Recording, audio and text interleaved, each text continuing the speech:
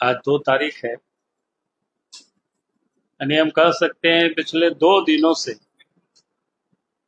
झारखंड प्रदेश DGP विहीन हो गया। हमें लगता है कि देश में सिर्फ झारखंड ही एकमात्र पहला राज्य है जहां बिना डीजी के चल रहा है। और डीजी के ऊपर भी कई एक जिम्मेवारी थी उसके। एक तो पुलिस विभाग के भी थे, सीआईडी के भी थे, एसीबी के भी थे। तो एक प्रकार से ये जो राज्य में पुलिस कप्तान विहीन प्रदेश हो चुका है। और ये हम ही कह रहे हैं, ऐसा नहीं है, क्योंकि भारत सरकार ने 22 अप्रैल को ही राज्य सरकार को पत्र लिख दिया है कि वो 30 तारीख को जो यहाँ के डीजीपी अनुराग गुप्ता थे वो रिटायर कर रहे हैं। और 30 के बाद एक हो गया, आज 2 भी हो गया, लेकिन कोई नई डीजीपी यहाँ नियुक्त नहीं हुआ है। यानी डीजीपी विहीन आज जिला है। और इसलिए हमने कहा कि भाई देश में शायद एक पहला राज्य होगा इस प्रकार की, जहां राज्य में कोई डीजी नहीं, क्योंकि जिनको जिस प्रकार से उन्होंने बना करके रखा हुआ है, तो आज जो भी वो डीजी निर्णय लेंगे डीजी के रूप में, तो बिल्कुल वो विधि सम्मत नहीं होगी, कानून का वो बिल्कुल विपरीत होगा। और ऐसे पदाधिकारी अगर कोई भी निर्णय लेते हैं तो आप समझ सकते हो उसका दूरगामी प्रभाव पड़ता है। उसका निर्णय कहीं से भी युक्ति संगत नहीं होगा, लीगली नहीं हो सकता, क्योंकि लीगली वो आज की तारीख में डीजी वो नहीं है। उसका स्पष्ट रूप से भारत सरकार का जो पत्र है आप सब देख सकते हैं। मैं कह रहा था कि भाई आखिर अनुराग गुप्ता में क्या खूबी है कि उनको अभी भी वो डीजीपी बना के गैर कानूनी ढंग से रखे हुए। और ये व्यक्ति के बारे में थोड़ी जानकारी लीजिए। जब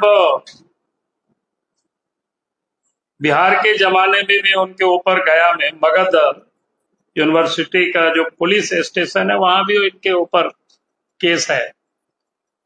वहां तो 420 तक का उनके ऊपर आरोप लगे हुए। जो पुलिस अफसर एक भ्रष्टाचार पक्षपात करने के आरोप जिनके ऊपर हो, गड़बड़ करने का भी आरोप हो, और हेमंत सोरेन ने खुद जब पहली बार मुख्यमंत्री बने तो 24 फरवरी 2020 से लेकर के 9 मई 2022 तक, अर्थात 26 महीना तक इसको निलंबित रखा था। कोई दूसरे लोगों ने कोई निलंबित नहीं रखा था, हेमंत सोरेन ने रखा था। और जो व्यक्ति 26 महीनों तक निलंबन रहा और उसके बाद निलंबन समाप्त हुआ, तब फिर हेमंत सोरेन ने फिर नियुक्ति दिया। यानी जिनको 26 महीनों तक निलंबित रखा, आज उनके प्रति आखिर ये सारे जो प्रेम का क्या कारण है या क्या मजबूरी है उनको डीजी बनाए रखने के लिए, जो एड़ी चोटी का लगाए हुए है। तो उसका हमने पता करने की कोशिश की। आखिर इस अफसर में कौन सी ऐसी पंख है जिसके कारण से हेमंत सोरेन ने इनको यहां बैठा के रखना चाहते। तो मैं आज चाहता हूं कि वो सस्पेंशन भी थोड़ा मैं समाप्त करूं ताकि आप सबको ध्यान में आ जाए।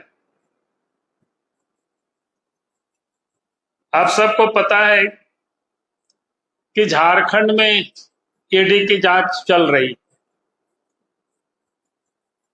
और ईडी ने भी कई एक भ्रष्टाचार की उन्होंने खुलासा किया और उस भ्रष्टाचार में जो भी लोग शामिल है उन सब लोगों को के ऊपर प्रोसिक्यूशन सैंक्शन के लिए जो ईडी ने लिखा है उसमें से लगभग 10-12 अफसर है। लेकिन आज तक उन सारे मामलों को रखना, आज तक सरकार ने उसका सैंक्शन नहीं दिया है, बल्कि जो ईडी के द्वारा जो गवाहें थी उन्होंने कई एक गवाहों को के ऊपर दबाव डालना, कई एक के ऊपर तो केस करके जेल में भी डाल दिया ताकि ये जो प्रेडिकेट ऑफेंस होते हैं कि उसको समाप्त करना, यानी जो उनके हिसाब से जो बयान नहीं देंगे फिर उनके ऊपर केस करना। पूर्व में भी आप सबको जानकारी है कि ईडी को डेमोरलाइज करने के लिए उन्होंने क्या क्या किया था कि ST/SC एक्ट के तहत यहां मुकदमा भी दर्ज किया गया। वो आप सबके संज्ञान में सिर्फ मैं लाना चाहता हूं। तो अब समझ में आता है कि इनके साथ जो अंडर हैंड जो डीलिंग है हेमंत सोरेन और अनुराग गुप्ता के बीच, कि आप करप्शन से हमें बचाओ और जो भी लोग करप्शन के विरोध में या करप्शन के लिए लड़ते हुए ईडी को साथ दे रहे ऐसे अफसर, ऐसे लोगों को जेल में डाल देना, उनके ऊपर जो केस मुकदमा है उसको समाप्त करने के लिए दबाव डालना, तो ये आम बात है। जो कि जिस प्रकार से इनको डीजी नियुक्त किया है और जिसका उन्होंने जो आधार दिया है, कोई एक भी उनका आधार पूरा नहीं होता है। क्योंकि इनको चुनाव के पहले इनको एक प्रभारी डीजी बनाया था, आप सब लोगों के जानकारी के लिए। लेकिन इनके ऊपर जो इतने सारे जो हाँ फ्रॉड हो, गड़बड़ करने वाला व्यक्ति हो, तो इलेक्शन कमीशन ने इनको हटाया और हटाने के बाद भी आपके संज्ञान में मैं लाना चाहता हूं, जो इससे पूर्व के जो डीजी थे उनको भी प्रभारी बनाया था, लेकिन इलेक्शन कमीशन ने उसको नहीं माना और उसको फिर अस्थायी डीजी बनाया गया, पूर्व के जो डीजी थे। और फिर चुनाव जैसे समाप्त होता है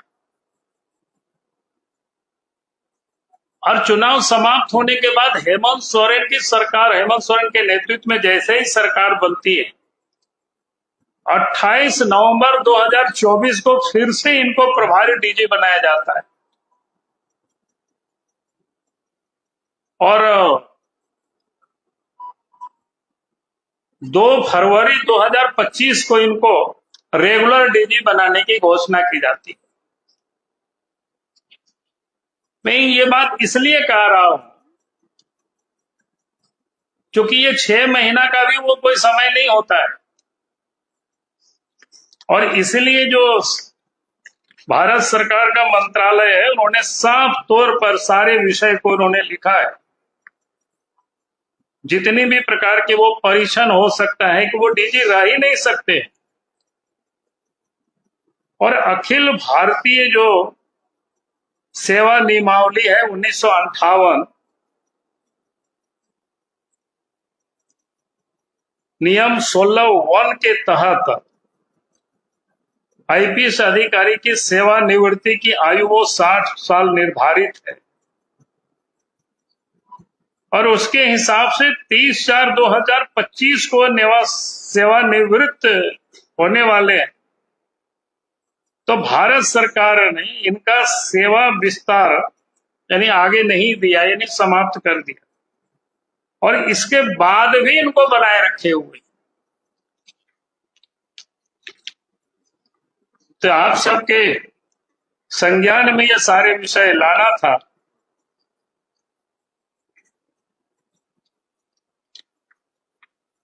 ईडी के गवाहों को तंग करना,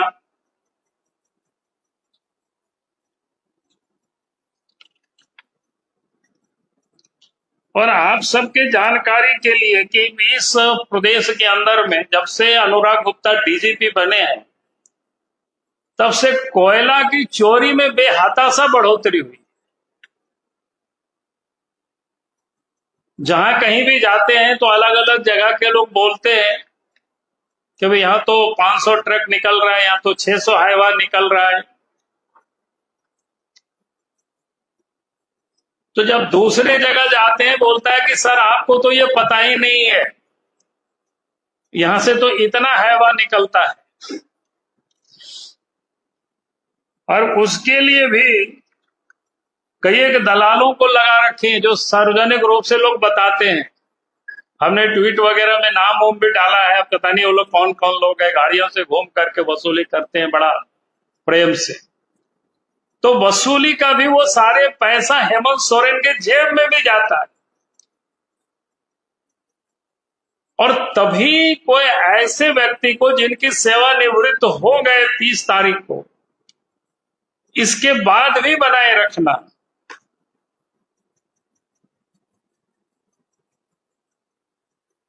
तो ये आप समझ सकते हो कि आज झारखंड बिना डीजी के चल रहा है, तो इस राज्य का क्या होगा स्थिति। इसलिए मैं हेमंत सोरेन जी से कहूंगा कि भाई आप बिना विलंब किए आप यहां राज्य में नए डीजी को आप नियुक्त करिए, क्योंकि जब तक कोई डीजी नहीं है तो उनके निर्णय को कैसे माना जाएगा, कानूनी या लीगल है। सीआईडी के डीजी नहीं है, एसीबी के डीजी नहीं है, पुलिस के डीजी नहीं है, ये कैसे चलेगा। और हमने तो तहकीकात भी किया कि भाई देश में भी कहीं कोई ऐसी घटना है कि आज तक कोई भी इतिहास में नहीं मिला कि इस प्रकार की कहीं कोई घटना हो, जो व्यक्ति रिटायर कर गए और फिर उसको बैठाए हुए काम पर। तो आज लगा कि मैं आप सबके समक्ष ये सारे बिंदु को रखा हूं।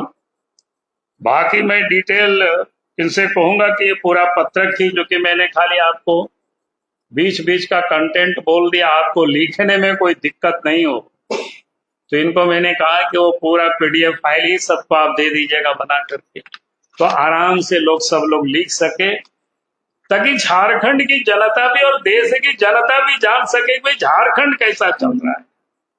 झारखंड विधि सम्मत चल रहा है, लीगल चल रहा है, कहीं इलीगल चल रहा है।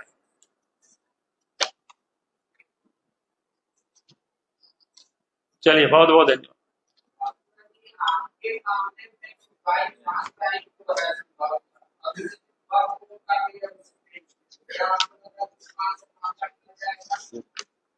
इससे कोई रिलेशन नहीं है ना।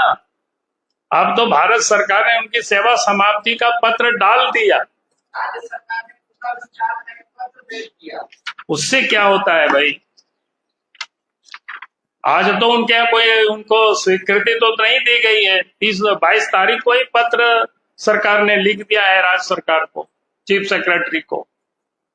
आप चीफ सेक्रेटरी को जाके पूछिए, जब 22 तारीख को ही आपको पत्र आ गया, उसके बाद ये कैसे काम कर रहा है, कैसे किस हैसियत से डीजीपी यहां काम कर रहा है।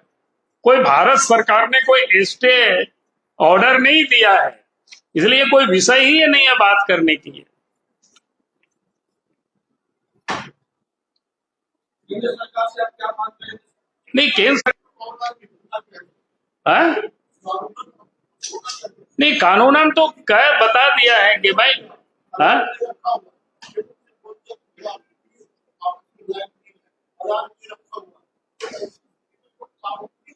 देखिए, कानून तो हर किसी को पालन करना है ना, राज्य सरकार को पालन करना चाहिए कानून को, क्योंकि केंद्र सरकार तो उन्होंने और कोई